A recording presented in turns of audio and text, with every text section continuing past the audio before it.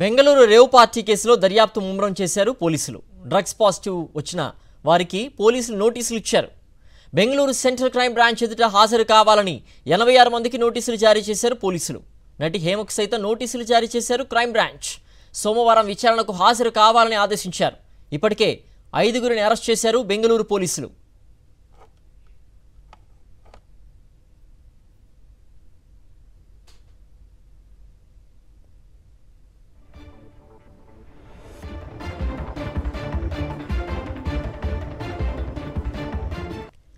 Bengaluru rave party కేసులో దర్యాప్తు ముమ్మరం చేశారు పోలీసులు. డ్రగ్స్ పాజిటివ్ వచ్చిన వారికి పోలీసులు నోటీసులు ఇచ్చారు. బెంగళూరు సెంట్రల్ క్రైమ్ బ్రాంచ్ ఎదుట హాజరు కావాలని 86 మందికి నోటీసులు జారీ చేశారు పోలీసులు. నటి హేమకు సైతం నోటీసులు జారీ చేశారు క్రైమ్ బ్రాంచ్. సోమవారం విచారణకు హాజరు కావాలని ఆదేశించారు. ఇప్పటికే 5గురిని అరెస్ట్ చేశారు బెంగళూరు పోలీసులు. మరింత సమాచారం మా ప్రతినిధి వాసు అందిస్తారు.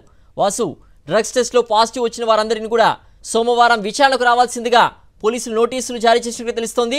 ఈ నోటీసులో ఏ అంశాలు పేర్కొన్నారు? పూర్తి అప్డేట్స్ ఏంటి? బెంగళూరు రేవ్ పార్టీకి సంబంధించి సిసిబి దర్యాప్తులో కీలక అంశాలు చూస్తా ఉన్నాయి.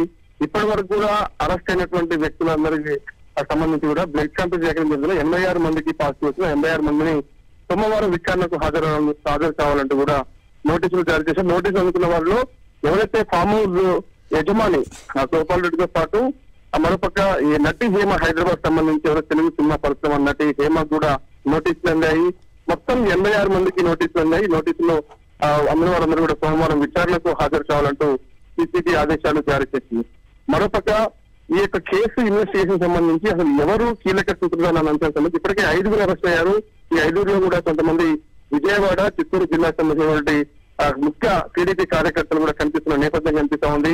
వాళ్ళని ఇప్పటికే అరెస్ట్ చేసి రిమాండ్ తరలించారు. వాళ్ళని కూడా కస్టడీ తీసుకొని ఈ డ్రగ్స్ రవాణాతో పాటు ఏదైతే వ్యభిచార ముఠా గుర్తు ఉంది దీంట్లో అన్న అంశానికి సంబంధించి పూర్తి స్థాయిలో దర్యాప్తు అయితే చేయనున్నారు. దాంట్లో మరికొంతమంది కీలక పేర్లు కూడా వెల్లడయ్యే అవకాశం ఉంది. ఎందుకంటే ఈ రేవ్ పార్టీకి సంబంధించి దాదాపు 200 మంది పాల్గొంటే కేవలం ఇప్పటి వరకు కూడా 98 మంది పైన మాత్రమే ఎఫ్ఐఆర్ నమోదైంది. 86 మందికి మాత్రమే ప్రస్తుతం నోటీసులు జారీ చేశారు. కాబట్టి ఇంకా కొంతమంది కీలక వ్యక్తులు అక్కడ దొరికినటువంటి సీసీ కెమెరా ఫుటేజ్ తో పాటు ఫోన్ కాల్ సీరియల్స్ తో పాటు అక్కడ ఉన్న కొన్ని వెహికల్స్ నెంబర్ ఆధారంగా కూడా మరికొంతమందిని అరెస్ట్ చేసేందుకు రంగం అయితే సిద్ధమైంది. ప్రస్తుతం తాజాగా డ్రగ్స్ పాజిటివ్ వచ్చినటువంటి వాళ్ళందరినీ కూడా ప్రస్తుతం సోమవారం రోజు హాజరు కావాలని సిసిబి అధికారులతో నోటీసులు జారీ చేశారు. మరోపక్క ఎవరైతే ఒక ఎమ్మెల్యే స్టిక్కర్ ను అనాథరైజ్డ్ గా వాడుకుంటున్నటువంటి వ్యక్తిని కూడా గుర్తించారు. అతన్ని కూడా నిన్న అదుపులో తీసుకుని విచారిస్తున్నారు. ఏ విధంగా ఎమ్మెల్యే ఫేక్ ఆ స్టిక్కర్ ని అతను వినియోగించాలన్న అంశానికి సంబంధించి ఇప్పటికే చూసిన దీనికి సంబంధించి కాకాని కూడా స్పందిస్తూ ఆ స్టిక్కర్ కు నాకు ఎలాంటి సంబంధం అని చెప్పారు. కానీ ఎట్టకేలకు ఎవరైతే ఆ ఫేక్ స్టిక్కర్ ని వినియోగిస్తున్నారో అతన్ని కూడా పోలీసులు గుర్తించారు. అదుపులోకి తీసుకుని విచారిస్తూ అతను విజయవాడకు వెళ్ళినటువంటి వ్యక్తిగా పోలీసులు గుర్తించడం జరిగింది.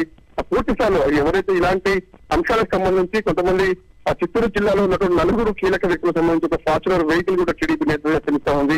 అవన్నీ కూడా పూర్తి స్థాయిలో దర్యాప్తు చేయాల్సింది. వాళ్లకు ఇక్కడ అరెస్ట్ అయిన వారి సంబంధాలు ఏంటి, ఈ డ్రగ్స్ పార్టీ అసలు ఎందుకోసం నిర్వహించారు, దీని వెనకాల కీలక వ్యక్తులు ఎవరు అన్న అంశానికి సంబంధించి కూడా రేపు సోమవారం కస్టడీ ఎవరైతే వాళ్ళ అరెస్ట్ అయిన వాళ్ళని కస్టడీ తీసుకుంటారో ఆ తర్వాత నోటీస్ ఇచ్చిన వారి విచారణ కాదు అందరూ ఇచ్చినటువంటి కన్ఫెషన్ ఆధారంగా కూడా మరికొంతమంది అరెస్టులు కూడా జరిగే అవకాశం అయితే స్పష్టంగా కనిపిస్తా ఉన్నాయి. ఓకే వాసు.